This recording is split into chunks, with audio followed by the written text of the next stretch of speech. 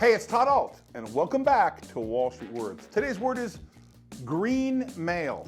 Now, similar to blackmail, let's say you're a raider and you buy a stake in a public company, and that company doesn't want you as a shareholder.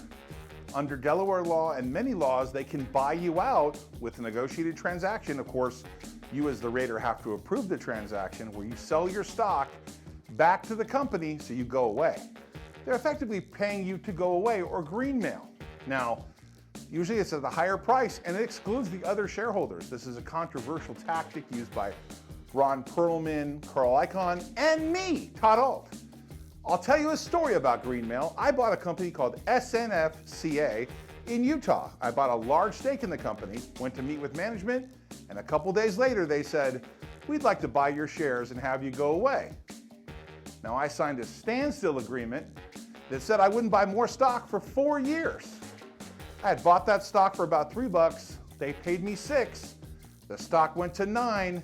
The stock they didn't buy from me, I sold at a tidy profit. The other stock at $6 was a double. Today's word is Greenmail. It's used by companies to get rid of shareholders they may otherwise not want to be shareholders. Hey, thanks for watching Wall Street Words. Please subscribe and hit that bell below.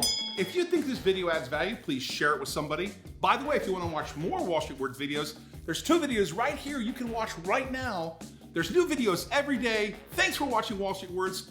Always great things happening here.